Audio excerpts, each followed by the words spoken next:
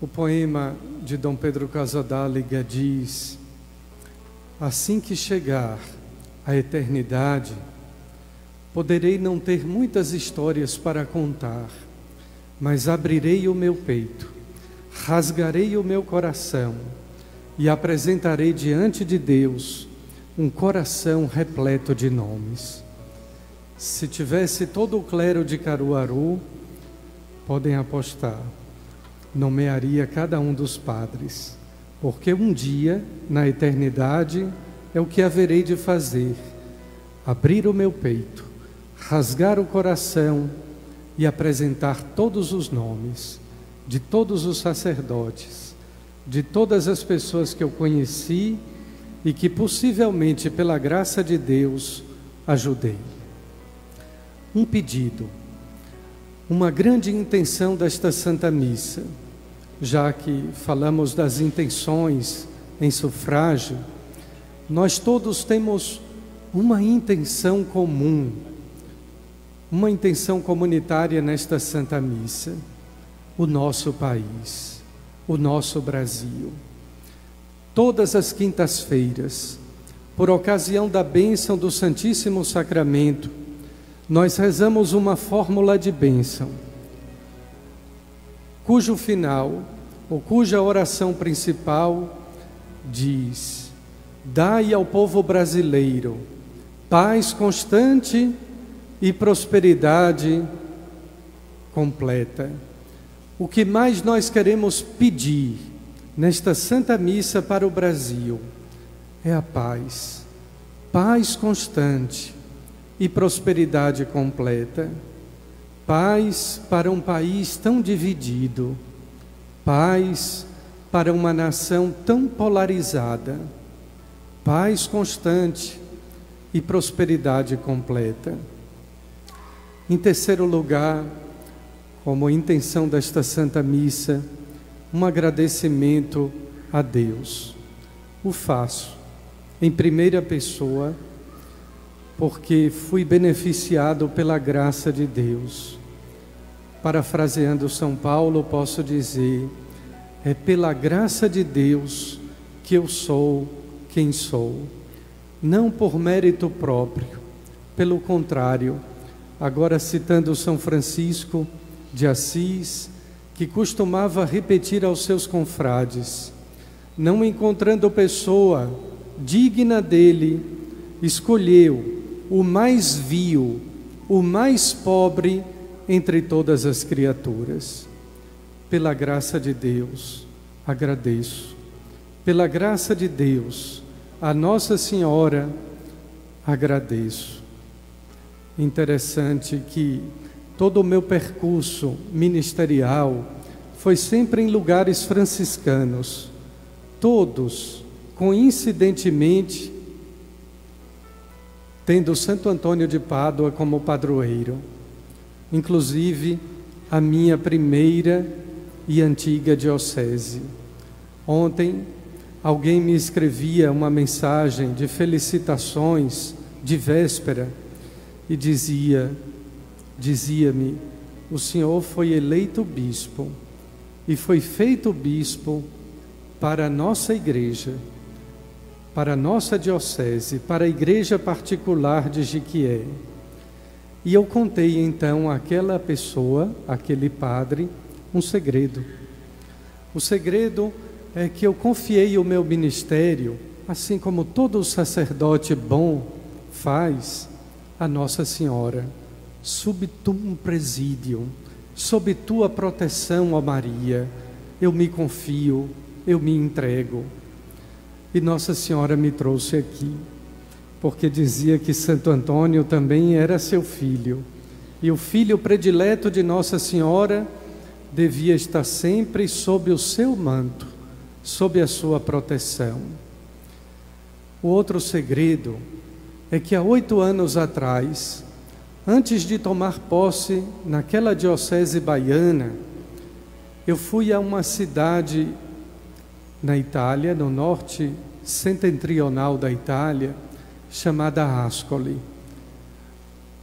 Era o intervalo entre a ordenação episcopal e a posse na diocese. Fui com o objetivo singelo de apenas fazer a homilia do jubileu de ouro sacerdotal de um frade capuchinho. Dias depois, na estação ferroviária, sempre tenho marcas da estação. Naquela estação ferroviária, enquanto aguardava o trem, o frade que me conduziu, que me ofereceu uma carona,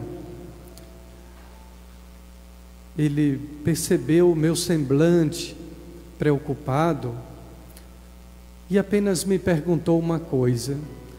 Era próprio a sabedoria daquele frade, mestre de noviços, ex-provincial, não curvado pelo peso da idade, mas alvejada a sua barba branca pela sabedoria. Ele então me perguntou: está com medo?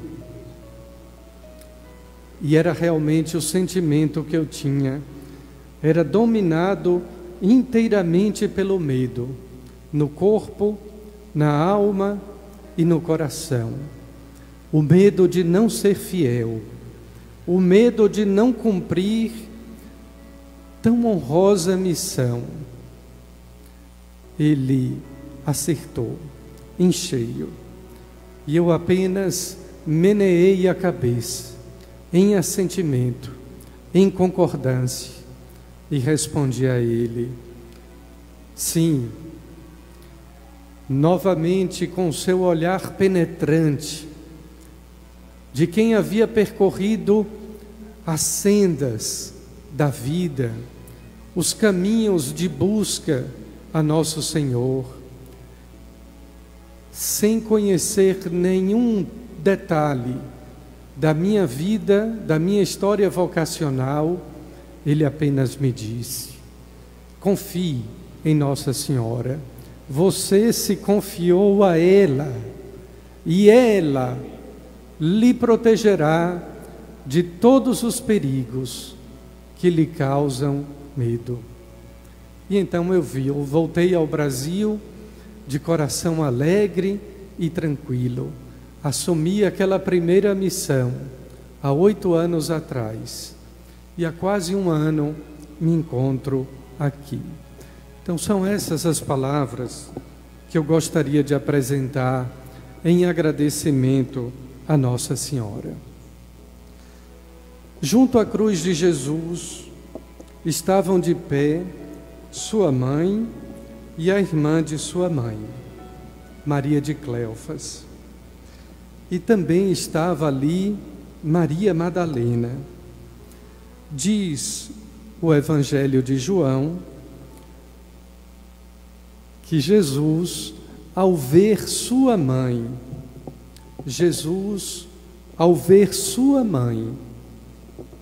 e ao lado dela o discípulo que ele amava, disse à mãe: mulher, eis o teu filho.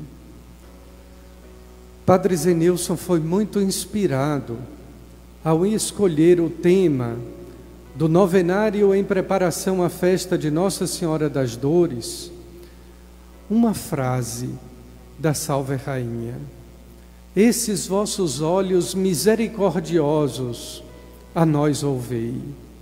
Sob o olhar de Maria, sob o seu manto, sob a sua proteção, sob o seu cuidado, mas sobretudo neste novenário, sob o olhar materno e terno de Nossa Senhora. No entanto, Padre Zenilson, eu gostaria de inverter e gostaria de sublinhar este versículo 26, em que Jesus, do alto da cruz, olha para sua mãe. Nos evangelhos sinóticos, Mateus, Marcos e Lucas, existem várias passagens em que Jesus olha, Jesus vê, Jesus contempla, Jesus viu a multidão, Jesus olhou um jovem rico, Jesus viu o povo faminto. Esse olhar de Jesus na cruz é especial. Ele não olha mais para um jovem, não olha mais os discípulos, não vê mais a multidão. Ele olha para sua mãe. Tantas vezes nos referimos a este trecho do Evangelho, evidenciando que Maria estava de pé aos pés da cruz do seu Filho Jesus Cristo. No entanto, quase deixamos desapercebido este versículo 26, que demonstra o olhar de Jesus ao ver sua mãe. O que aquele olhar tanto expressava? O que Jesus afinal queria dizer quando viu sua mãe?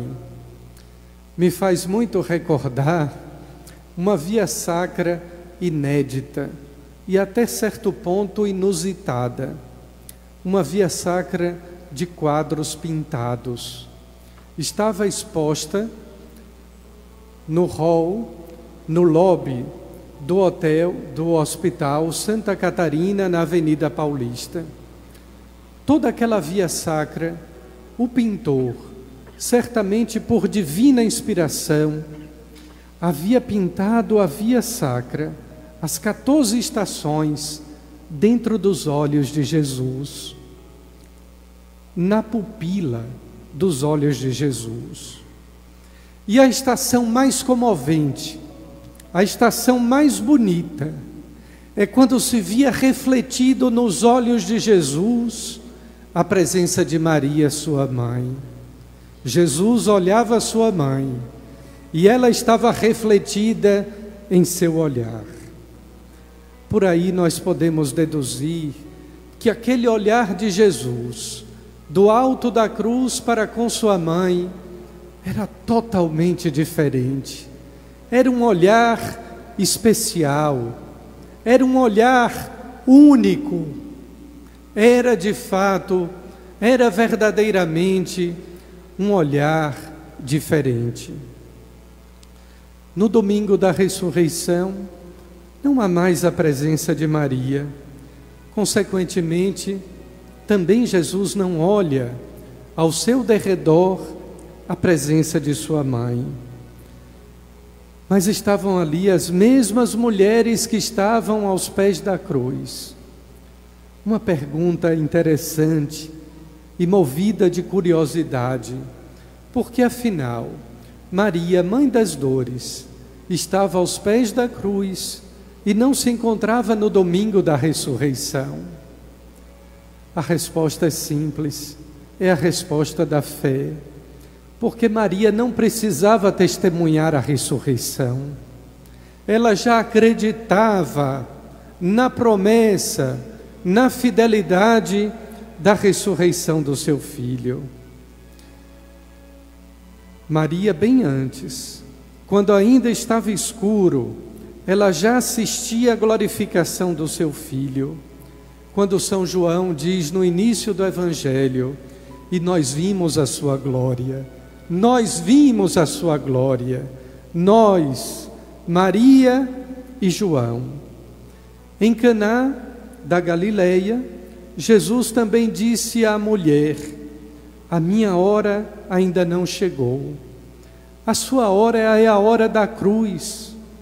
A glória de Jesus é a sua cruz.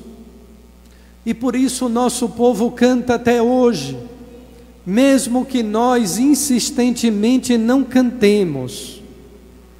Em nossas liturgias, em nossas celebrações religiosas, o nosso povo aprendeu as verdades da fé e até hoje canta: o meu coração é só de Jesus, a minha alegria é a Santa Cruz.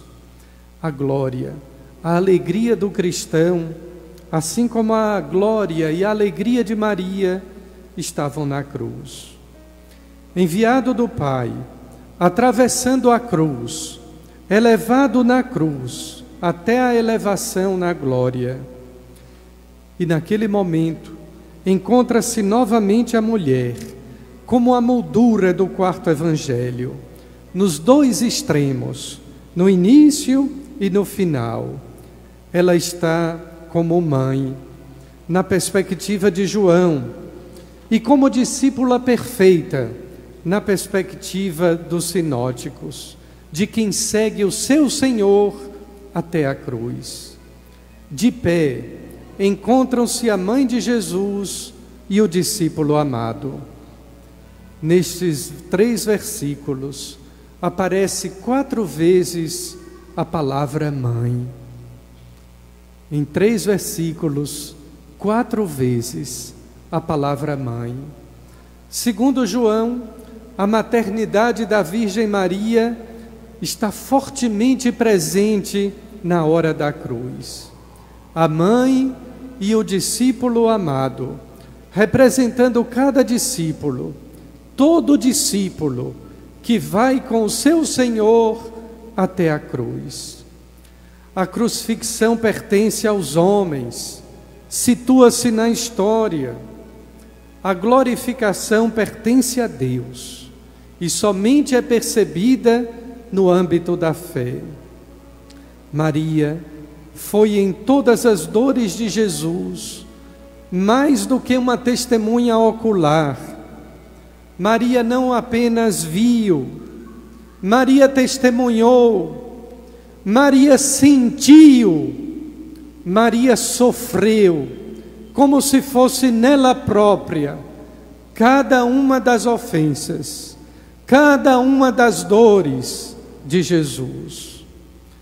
Quando ela ouviu o seu filho dizer: Pai, perdoa-lhes, eles não sabem o que fazem, ela perdoou. A primeira a perdoar naquele momento foi exatamente Nossa Senhora. Jesus dirigiu um pedido ao Pai: Pai, perdoa-lhes.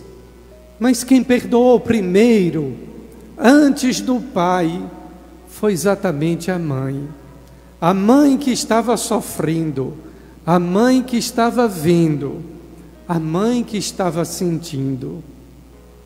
Maria, de fato, estaria pronta para o tremendo momento da cruz.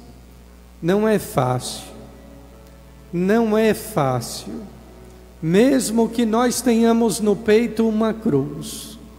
Quantas vezes nós fugimos da cruz, por temor, por medo, mas Maria estava ali. Frisa São João, enfatiza o seu versículo dizendo: estava de pé, não estava caída, não estava com as carpideiras em pranto, não se jogou pelo chão à custa de ansiolíticos ou de outros calmantes. Maria estava de pé, porque cheia de graça e cheia de fé. Maria estava de pé, porque era senhora de si mesma. Antes de ser Nossa Senhora, Maria foi a senhora de si, a senhora de si mesma. Ao pé da cruz, portanto, a mulher pronta para tornar-se dolorosamente mãe. O convite da festa de Nossa Senhora das Dores neste ano não é apenas de estarmos sob o olhar terno e maternal de Nossa Senhora, é também de olhar para ela, contemplá-la, olhemo-la.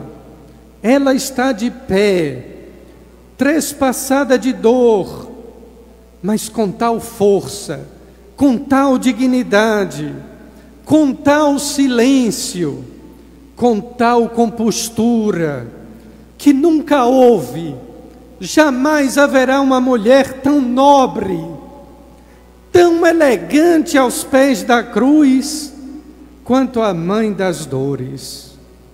De fato, os evangelistas não falam de gritos, de lamentações de Maria, ao contrário das outras mulheres que a acompanhavam. totalmente pobre, sem compreender tudo, crê, acolhe o mistério numa disponibilidade maior que Abraão, pois o Deus que poupou Isaque não poupou o filho da Virgem Maria. Somente nessa pobreza radical, nessa obediência a toda prova, a Virgem pode ser oferente e aí, precisamente, tornar-se mãe da Igreja, mãe dos sacerdotes, porque plenamente participante do sacerdote único, nosso Senhor Jesus Cristo.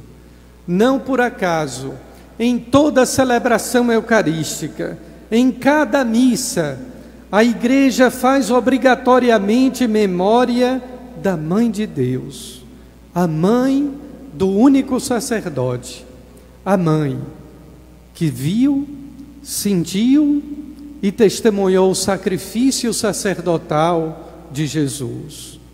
Este foi o caminho da mãe, este é o caminho de cada discípulo, este é o nosso caminho. Que as preces maternas da toda santa, da toda pura, nos alcance, a todos nós sacerdotes, a graça da fidelidade até o fim. Não tenhamos medo da cruz, pois afinal é pela cruz que se chega ao reino da glória. Que Maria aos pés da cruz olhe por cada um de nós, olhe por cada família aqui presente, olhe pelos nossos colaboradores da Cúria Diocesana, olhe por todas as pessoas que sofrem pela doença, pela epidemia do Covid-19, por aqueles que perderam seus entes queridos ou perderam a saúde, por aqueles que perderam o trabalho, por aqueles que no Brasil perderam a paz pela guerra cultural, a guerra ideológica. Que Maria olhe aos pés da cruz, pelas nossas mães e por todas as mães que se encontram aos pés da cruz dos seus filhos, drogados, desempregados, e o pior de todos os males, de filhos sem fé, de filhos sem Deus. Que Maria nos leve à glória da ressurreição do seu Filho. Amém.